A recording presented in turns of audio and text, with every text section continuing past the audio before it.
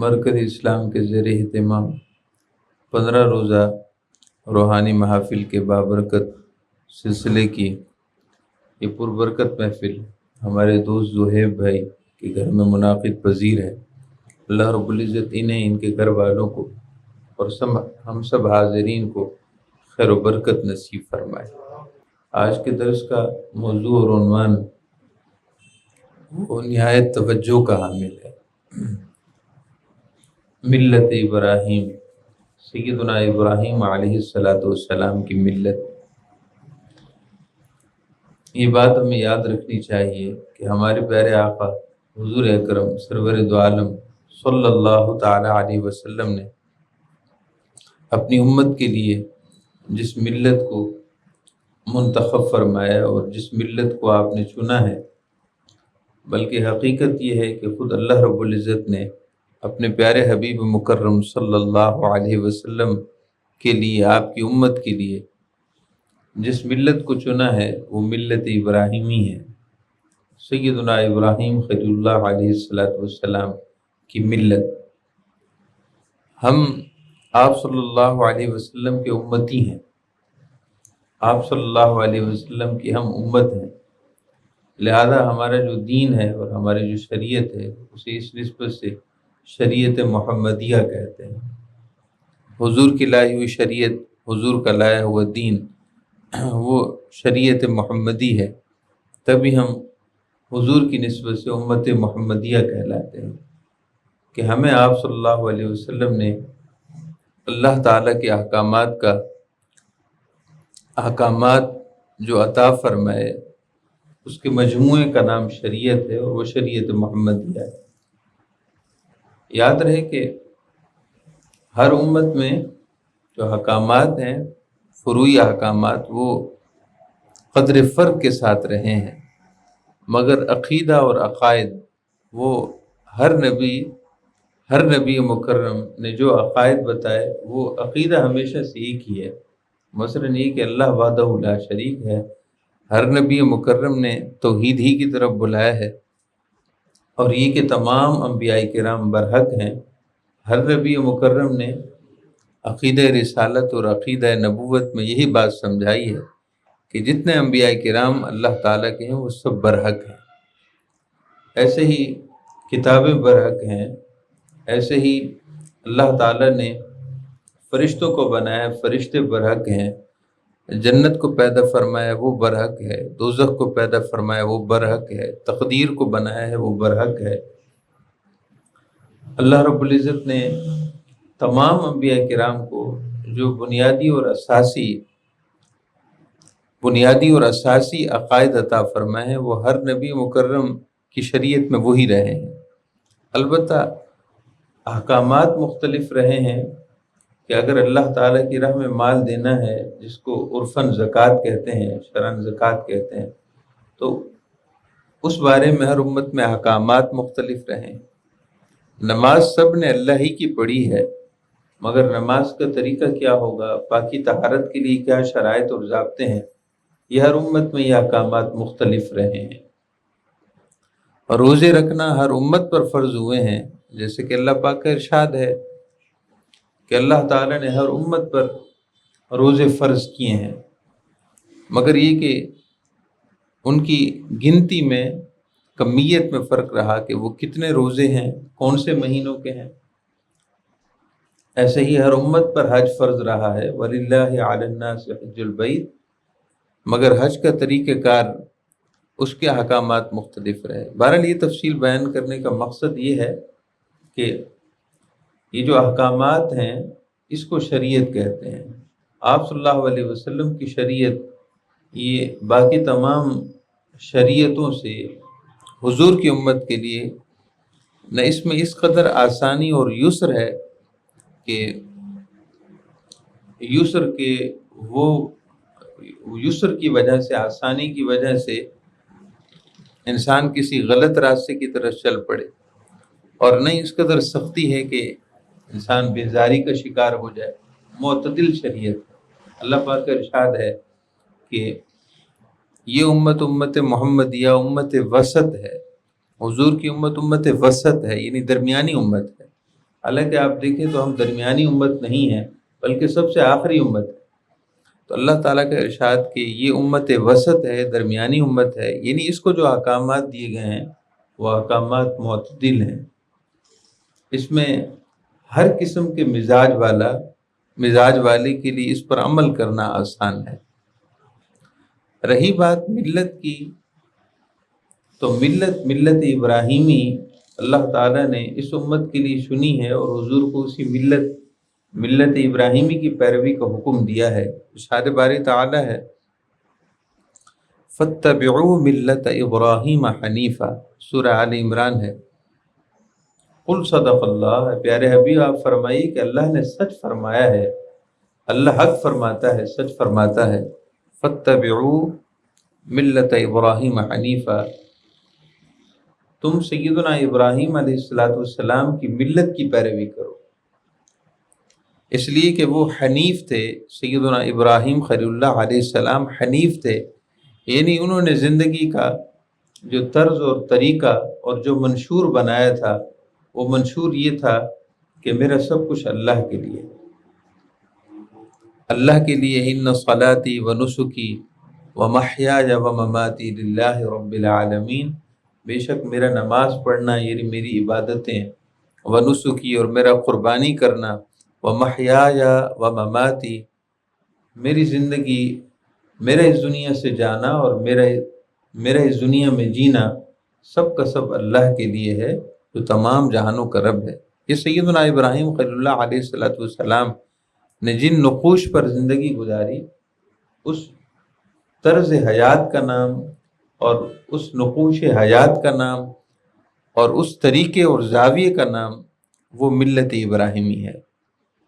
بہت سے لوگ سوال کرتے ہیں کہ ہم آپ صلی اللہ علیہ وسلم کی امت ہیں، یعنی جو لوگ دین سے تھوڑا متعلق ہیں، جو دینیات کا علم رکھتے ہیں وہ یہ سوال کرتے ہیں، باقی جو دین سے دور ہیں ظاہر ہے انہیں تو یہ بھی علم نہیں ہے کہ ہم کس کی ملت ہیں، اور ہم اگر حضور کی امت ہیں تو ملت ہم کس کی ہیں وہ اس بارے میں نہیں جانتے۔ تو اس لیے آغاز اور شروع میں نے آپ کی خدمت میں عرض کیا تھا کہ ہم امت تو حضور کی ہیں مگر ملت ہم سیدنا ابراہیم خلیل اللہ علیہ السلام کی ہیں، کہ خود آپ صلی اللہ علیہ وسلم ملت ابراہیمی کے پیروکار ہیں، تو آپ کی امت بھی ملت ابراہیمی کی پیروکار ہے۔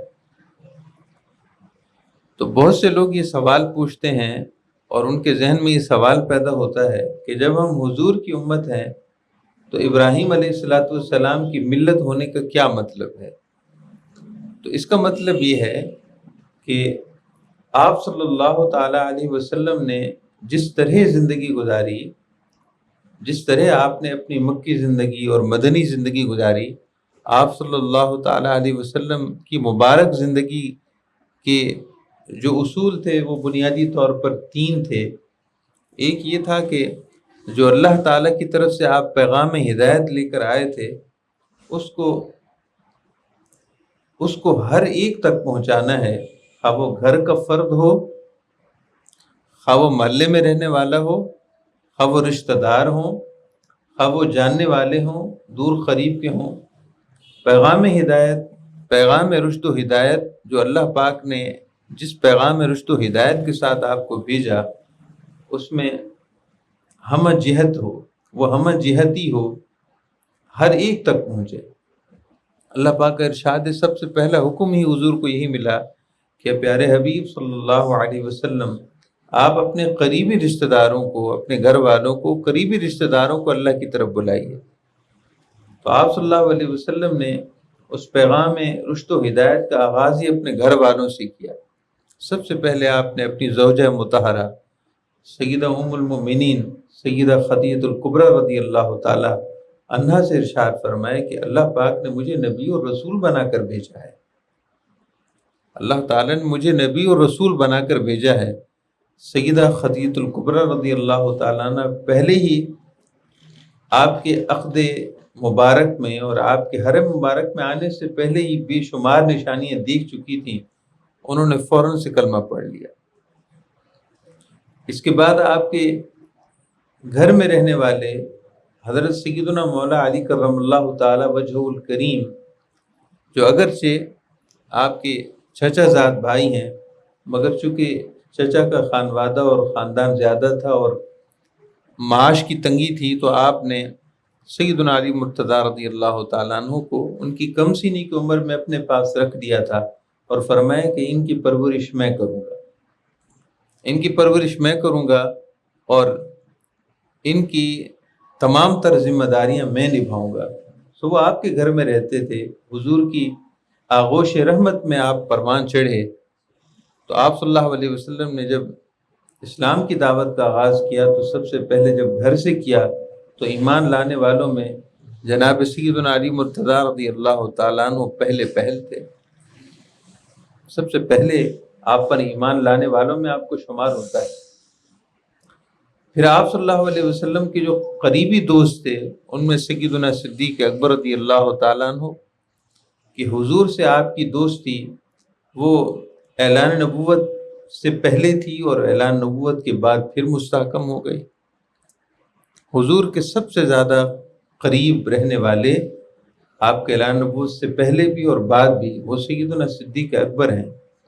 اتنی مصاحبت اور اتنی قربت کہ کسی تیسرے کی کوئی گنجائش ہی نہیں ہے، اس قدر حضور کی اقربیت اور حضور کی مصاحبت میں تھے کہ اللہ پاک نے آپ کی ہم نشینی اور مصاحبت کو قرآن پاک میں بیان فرمایا ہے اور ارشاد فرمایا کہ وہ وقت یاد کیجئے پیارے حبیب، یعنی غار ثور کا وقت، جب آپ اپنے صاحب سے کہہ رہے تھے اذ قال لصاحبہ لا تحزن ان اللہ معنا، جب کہ آپ اپنے صاحب سے، اپنے ہم نشین سے، اپنے قریبی ساتھی سے یہ کہہ رہے تھے کہ غم نہ کیجیے، اللہ ہمارے ساتھ ہے۔ دشمن قریب پہنچ چکے ہیں غار ثور کے دہانے پر، بس وہ تھوڑا سا جھکتے تو دیکھ لیتے، تو وہ پریشان تھے سیدنا صدیق اکبر رضی اللہ عنہ، اور پریشان اپنے لیے نہ تھے بلکہ حضور کے لیے تھے کہ دشمن ہیں، جان کے دشمن ہیں، تکلیف پہنچائیں گے۔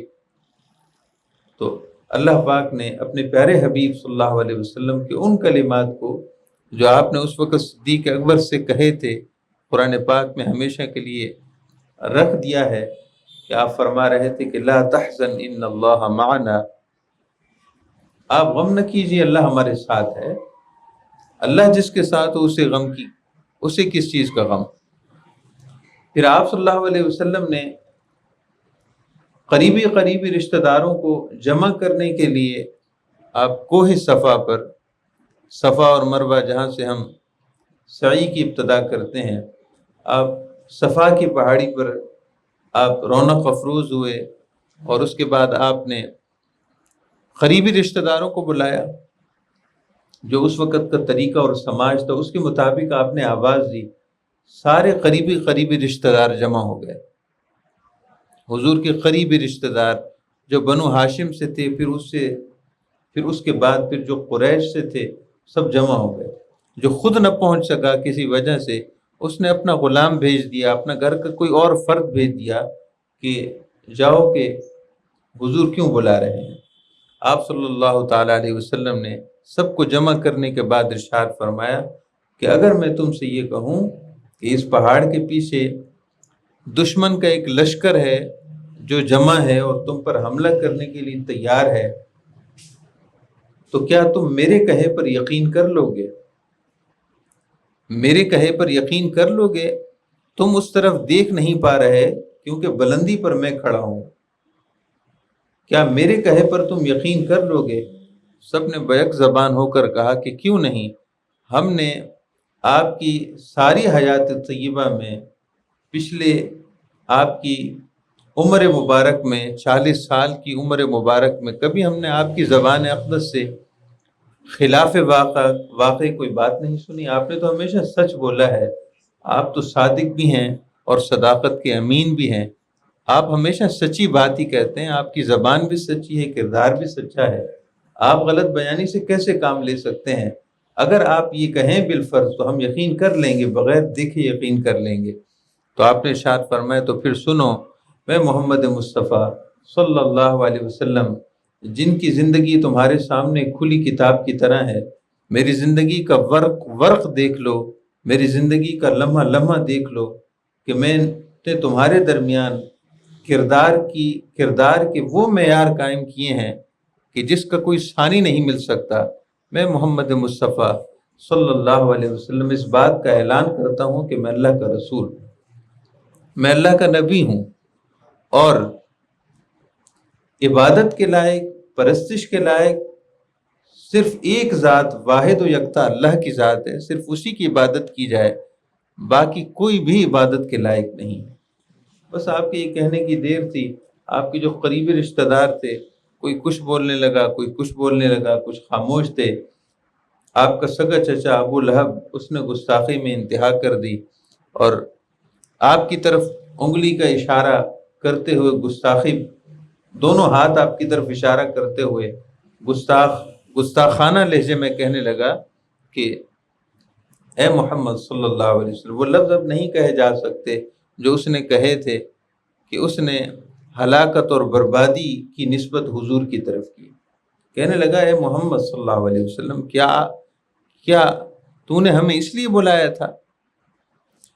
تو کہ آپ اندازہ کیجئے کہ آپ صلی اللہ علیہ وسلم کی جو دعوت اسلام تھی اور رشد و ہدایت کا پیغام تھا، اس میں ہر زاوی اور ہر جہت میں تھا، گھر ہو یا گھر سے باہر ہو، آپ کے قریبی دوستوں اور رشتہ دار ہوں۔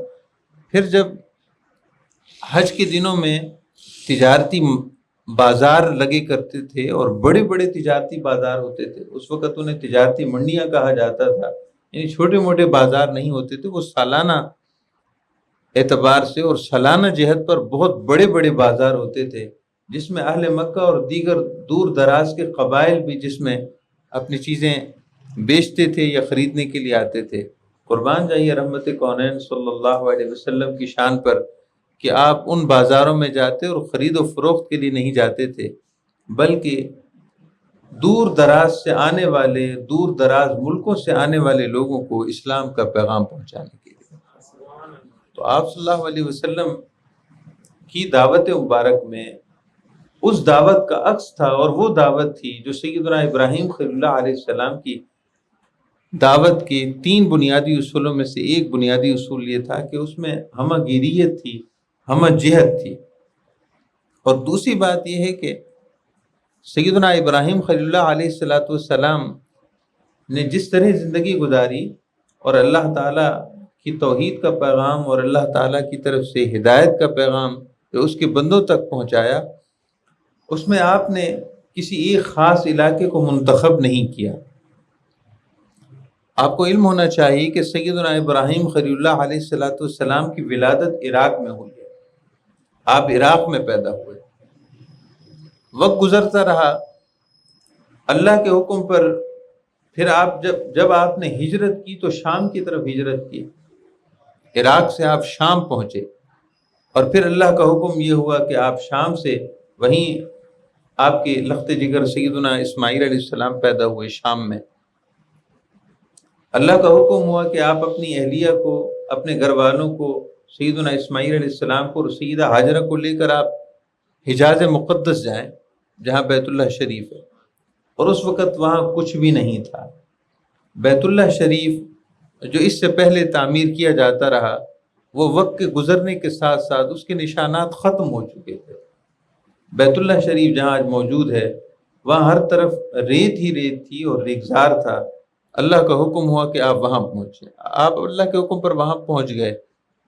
حکم ہوا کہ آپ اپنی اہلیہ کو اور اپنے بچے کو جو شیر خارگی کے دودھ پینے کی عمر میں تھے، سیدنا اسماعیل علیہ السلام، ارشاد ہوا ان دونوں کو آپ یہاں چھوڑ کر واپس شام چلے جائیں۔ کوئی چوں چرا نہ تھی، تسلیم و رضا کا ایک انوکھا ہی طرز اور طریقہ تھا۔ آپ اپنی اہلیہ کو اور اپنے بچے کو وہیں چھوڑ کر واپس پلٹے۔ تو آپ کے پیغام میں آفاقیت تھی، کسی ایک خاص علاقے میں آپ نہ رہے۔ اس وقت کی جو بڑے علاقے تھے، یعنی عراق میں متولد ہوئے، وہاں پیغام رشد و ہدایت پہنچاتے رہے، اور صرف مخصوص لوگوں تک نہ تھا بلکہ شاہی دربار جو نمرود تھا وہ کسی سے بات کرنا گوارا نہیں کرتا تھا مخصوص لوگوں کے علاوہ، اس لیے کہ وہ اپنے آپ کو خدا کہتا تھا معاذ اللہ۔ جب دماغ پر اس طرح کا غرور اور تکبر سوار ہو تو وہ کسی عام سے کیسے بات کرے گا؟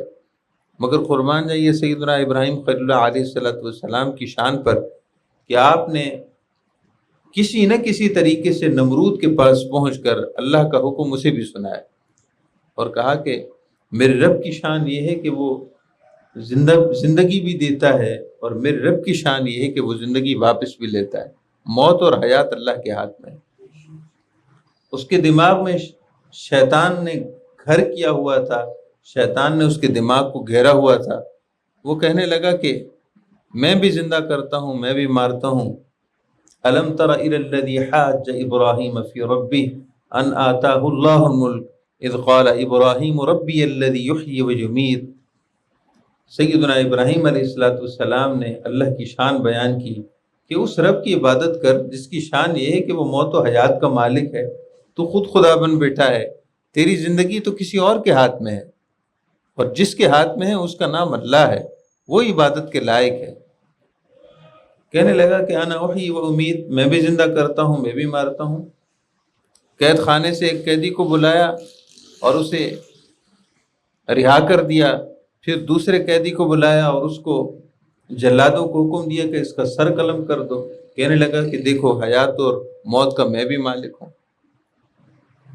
سیدنا ابراہیم خلیل اللہ علیہ السلام کی دعوت میں اتنی آفاقیت تھی کہ آپ نے نہ غلام کو دیکھا، نہ غلام کو چھوڑا اور نہ آقا کو، نہ کالے کو نہ گورے کو۔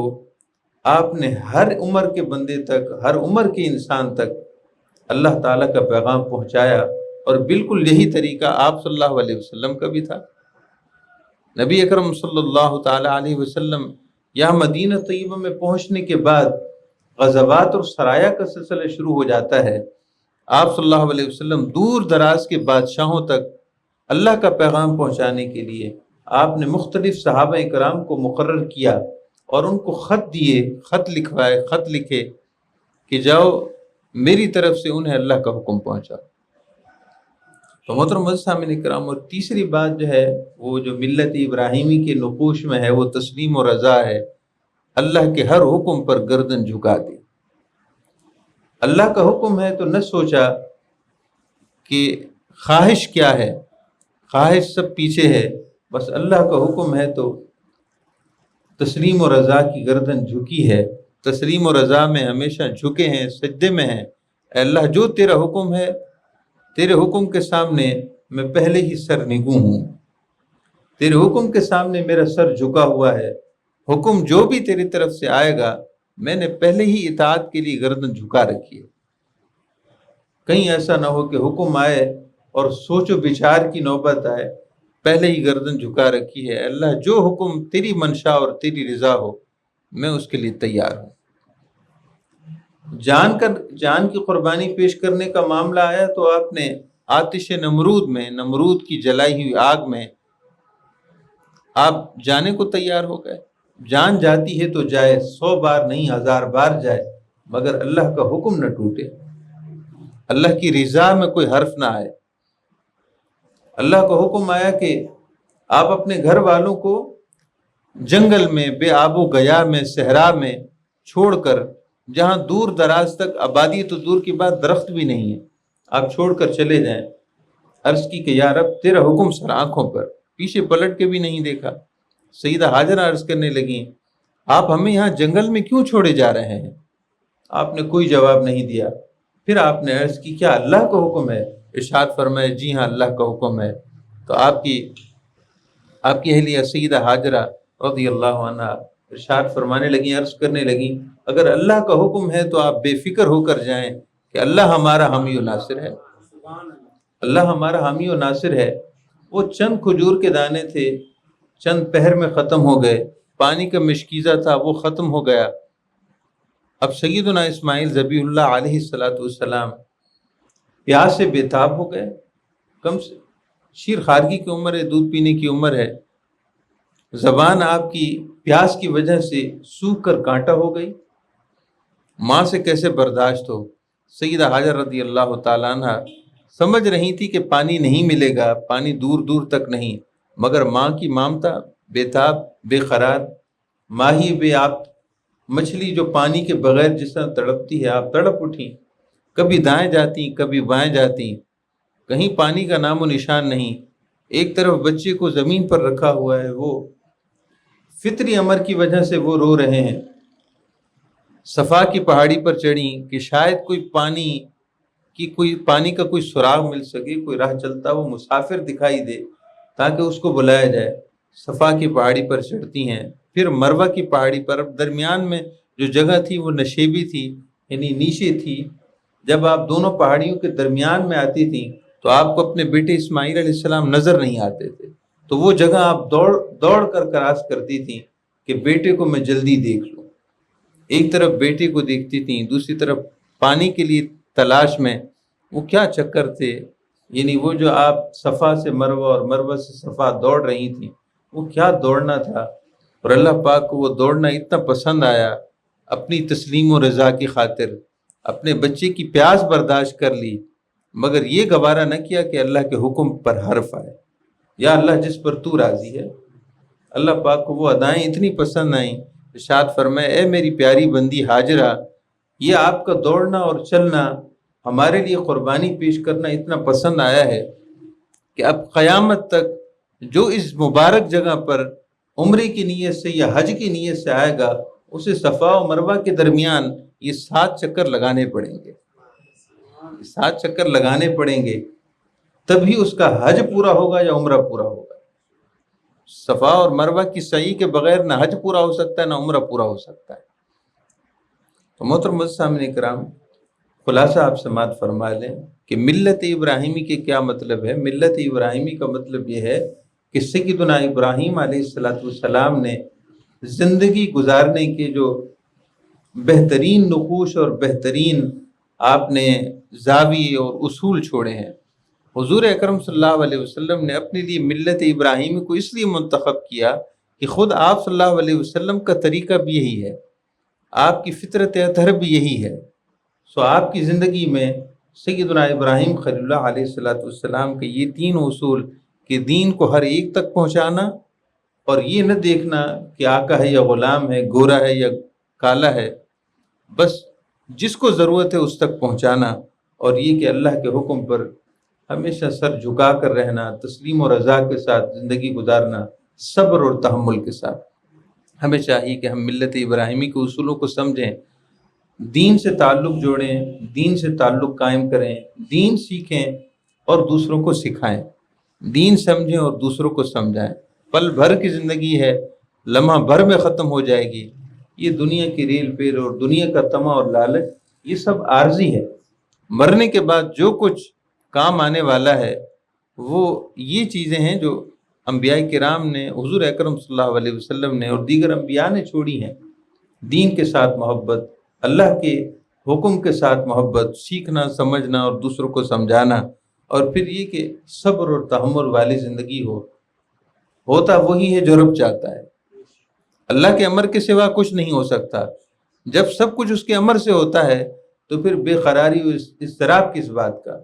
اے اللہ سب کچھ تو کرنے والا ہے، اے اللہ میری پریشانیاں دور فرما دے، اور اگر تو دور ہونے میں دیر لگ رہی ہے تو اس میں تیری کوئی نہ کوئی مشیت ہوگی، تیری کوئی نہ کوئی حکمت ہوگی. اے اللہ تیری حکمت پر میں راضی ہوں، میں منتظر ہوں اس وقت کا جب پریشانیاں دور ہوں گی، جب میری نیک خواہشیں پوری ہوں گی، مگر صبر اور تحمل کے ساتھ. اے اللہ میں تیرے امر کا منتظر ہوں، جیسا تو چاہے میں تیری چاہت پر راضی ہوں. تو یہ انبیاء کرام کا پیغام ہے. اللہ تعالی ہم سب کو سیدنا ابراہیم خلیل اللہ علیہ السلام اور حضور اکرم صلی اللہ علیہ وسلم کی محبت، تعلق اور ان کی زندگی کے مطابق زندگی گزارنے کی توفیق عطا فرمائے. وما علینا الا البلاغ.